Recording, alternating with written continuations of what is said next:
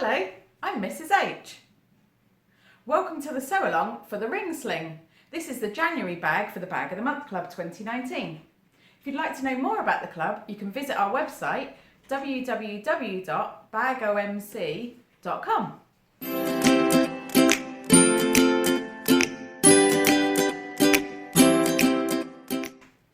In the first part of the sew along, we're going to be talking about the pockets. We're going to make the slip pocket and we're going to make the zip pocket. Let's get started. Okay, so let's get started on our lining panels. So this is one of my lining panels, and I've got the zip pocket facing here. So this is G1, the zip pocket facing. This is the thin bit. And you're going to place it right sides together, 9 inches from the bottom. And on that zip pocket facing, it tells you to draw a line along each bottom and each side at a certain distance from the edge. So this is 1/2 inches from the top and bottom and 1 inches from each edge. In the middle of that, draw a line down the centre and a little triangle at each end. This is going to show you where to cut later on once you've sewn it. So sew around the outside of that box, and then before you cut through, push the facing up and away from you, and then press it with your iron. And then do the same with the top. So push it away from you and press with your iron, and do the same for each end. So after you've pressed it, you're going to have your zip pocket facing all sort of scunched up like that. But that's how we want it. And then we're going to cut the hole. So through the magic of television, I've just pressed my zip pocket facing away from all of the edges, and now I'm going to cut through that centre line and the triangles at each end. So to start it off, I'm just going to use a knife.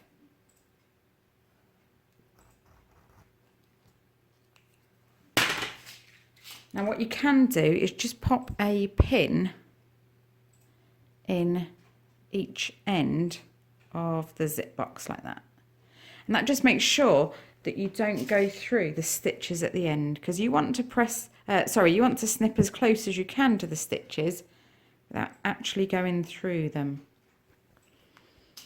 Okay.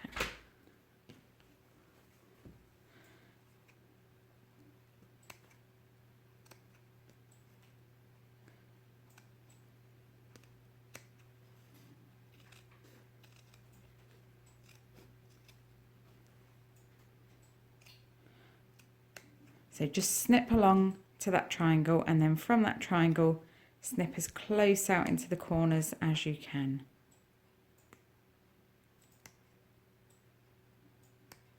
The closer you can get, the better the finish will be on this pocket. I understand it's a bit scary though, so that's why we put the pin in.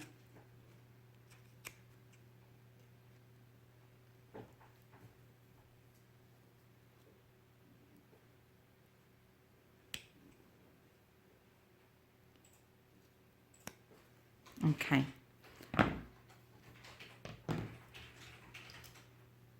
So once you've cut your hole, now you're going to push this facing through that hole and then press to get it to stay in place. Now I find that there's inevitably creases when you do a zip pocket like this. So if you're going to have creases, you want them on the inside. So when you press, when you push it through and you press from the right side first, and then any creases that form will be underneath and hidden in your seams. Okay, so just use your fingers to finger roll that facing to the back. It's a little bit fiddly. It's doable. Make sure that's nice and flat, and then take that over to the ironing board and press that flat. Okay, doke. So now we've pressed that. It looks great from this side. It looks okay from that side. And the pattern has you put the tape on now, but because there's going to be a little bit of a delay with me filming, I'm just going to leave that till later. Okay, so we'll pop that panel to one side for now. So now we need our G2 and G3. So we've got our top and the bottom. So the top I've got in my floral fabric, and that is 1 inch longer than the bottom, which I've got in my sparkle Essex linen. I'm not sure you can see the sparkle in the camera, but it looks great here. Okay, so we'll start off with the bottom piece, and we're going to apply a strip of Wonder Tape. So this is just regular double-sided sew through Wonder Tape. I buy it from Collins, but I believe there's Quilter's wash away tape works just as well. Let's pop that along the top. So my fabric is right sides up, it's interfaced as per the pattern. And I marked my centre on the top there. Now lining up the centre with the centre of the zip, just going to pop that on top, also right sides up, and just smooth that down. Now I'm going to sew all the way along the top of that zip there. Okay, I'm going to use a 1/8 of an inch seam allowance. Apparently, I did check my pattern just to be sure. So now that that's sewn in place, I'm just going to push it away from itself, and I'm going to turn it over, and I'm going to press it so that the zip is on the wrong side of the pocket. Now we've sewn with 1/8 of an inch seam allowance, but the Wonder Tape that we've used is 1/4 of an inch. So when you push it over, just finger roll that edge in place so that you can't feel any tape poking through, and then press that into place so that it stays secure. Okay, so you've got your fabric right side up and zip wrong side up at the moment. And on the other side, when your zip is the right side up, that's the wrong side of your fabric. So now we want the zip pocket bottom. I'm just going to fold that in half to find the center point. If you follow the pattern, you would have done this in step 1 or 2. Obviously, I could do with some lessons in reading. Okay, so again, we're going to pop some Wonder Tape, but this time we're going to pop it on the bottom edge for this one.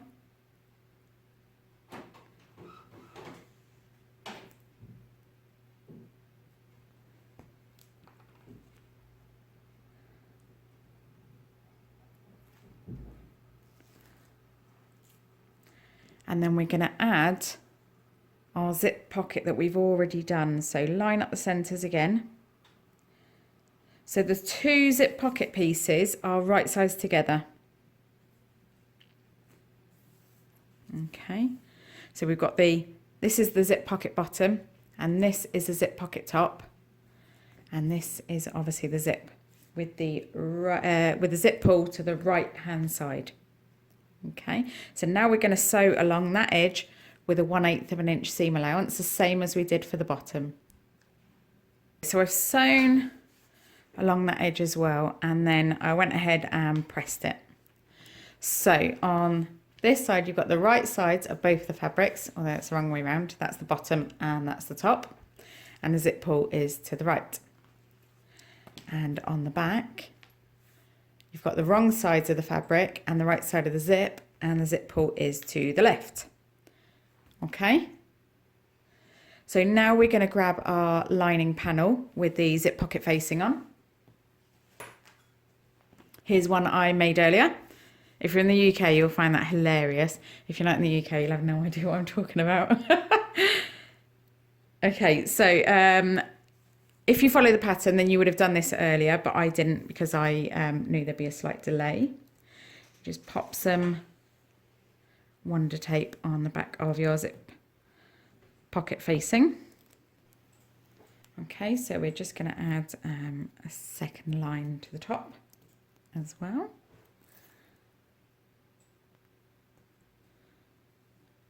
I don't usually tape the ends, but if you want to, you can. It's up to you. So just push down on that, just press down to make sure it's adhered.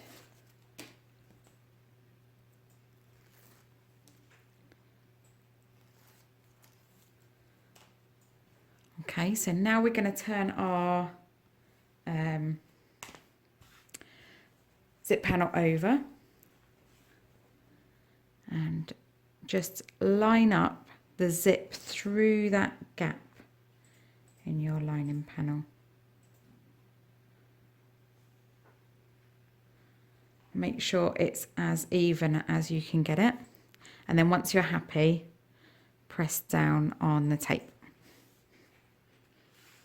So I normally do my zips with the zip pull to the left. So that's the way that this method is done for. And on the wrong side there, just push down with your fingers just to make sure it's stuck really nicely. So then we're going to take this to the sewing machine and we're going to sew around all 4 edges. Now I like to start in this bottom corner here, because if you want to do a couple of back stitches, or if you want to pull the thread through to the back, that's quite I don't know, unnoticeable, I guess. So you can start there, work your way round, and by the time you get to here, you kind of got the hang of it and you're a little bit neater. So where people look at most, you're going to be a little bit neater, and then you can finish all the way around to there. Okay. Okay, so I'm going to sew mine with my regular walking foot. This is the Janome 6600, and it's got the built-in AccuFeed, and I just find it works really well over zips.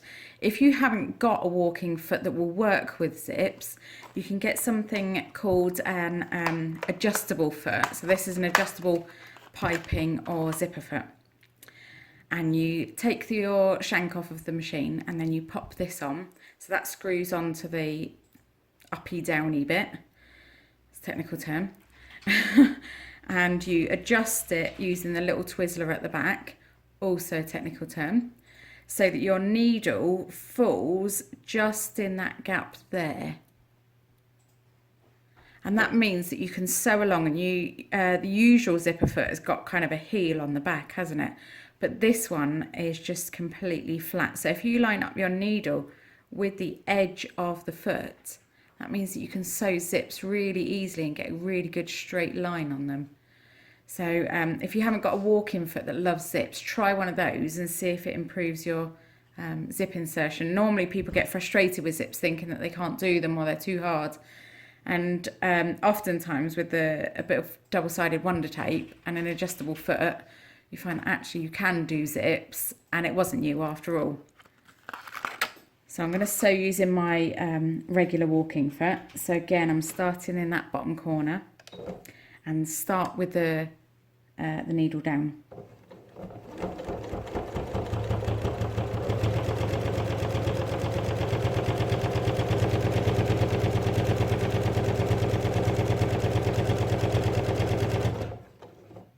And when you need to stop and move the zipper pull, you can just lift the foot up and the needle stays in the right place.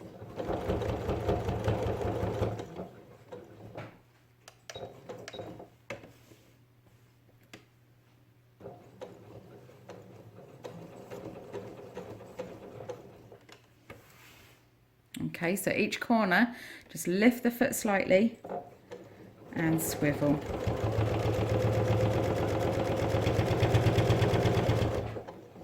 Anybody else remember that episode of Friends with the sofa, and they're on the stairs and Ross is shouting, "Pivot!" Always makes me think of that when I do a zip. Slightly odd.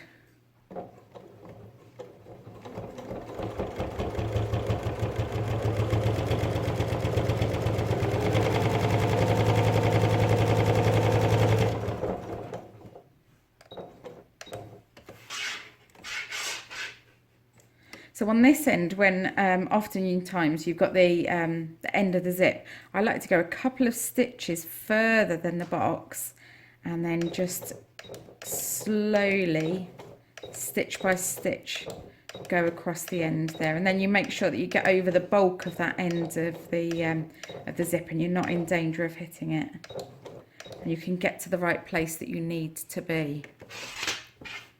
Okay. And then just carry on to the end.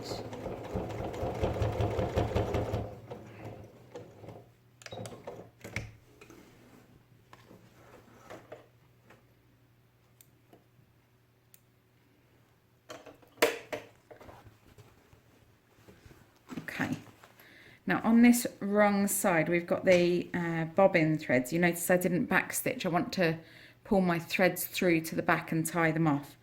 So on each bobbin thread, you can just give it a gentle tug, and the little loop of the top thread will just show. You pop a pin in that top loop and pull it through. Just encourage it through gently, and then you can tie those off together, and that will secure your stitches without you having to backstitch or do a locking stitch or anything. Once you've tied these a couple of times and snipped them, if you want to pop a dab of fray check in there, that will just keep it doubly secure. Okay.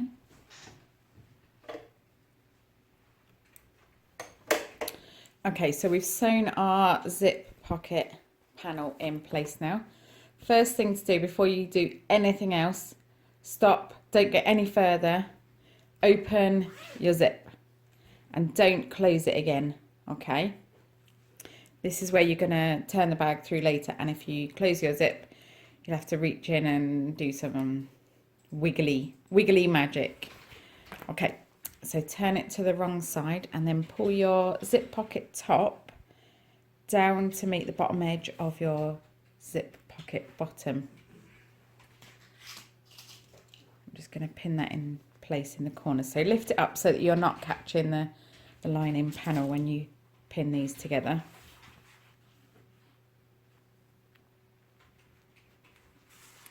Okay, and smooth that down so that the edges are even.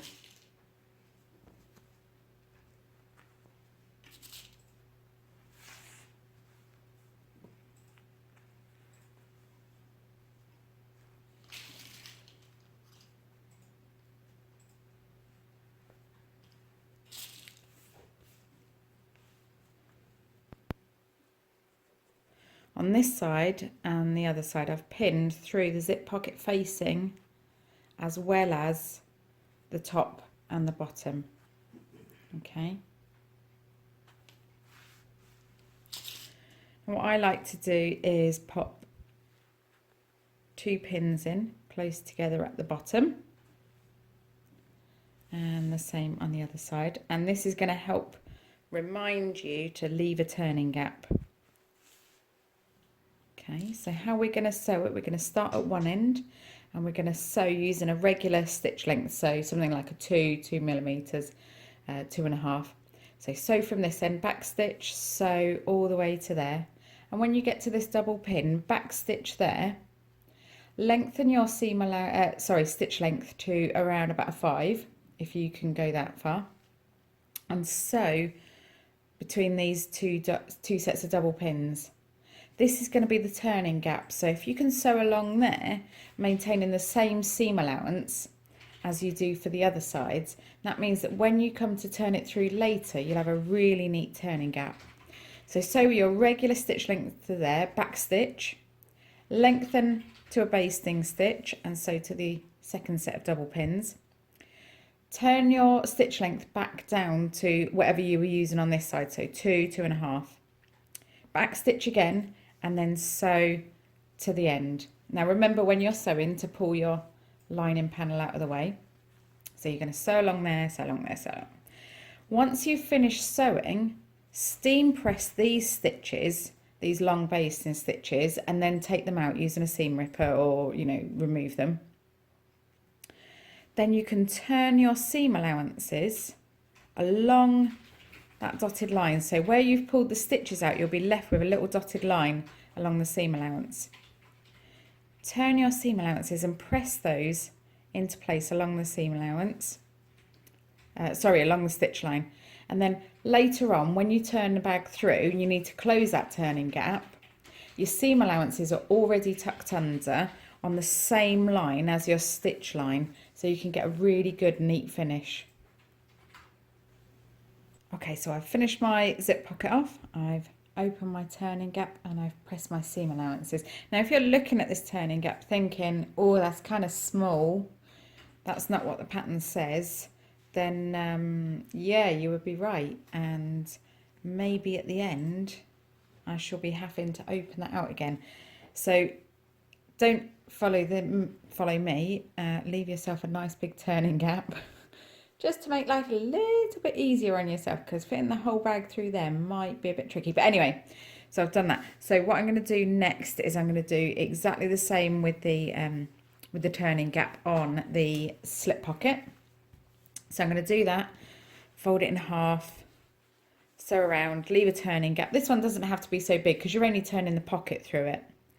And then I'm going to attach it to my second lining panel. So that's what I'm going to do. So when I see you next, I'm going to have done both of my pockets on both my lining panels, and we're going to have a look at doing the top zip together. Okay, so if you get caught up to there, and then meet me back here for the top zip. Okay. Thank you for watching the sew along for the Ring Sling. If you enjoyed this video, please feel free to follow me on YouTube and check out my website www.mrs-h.com.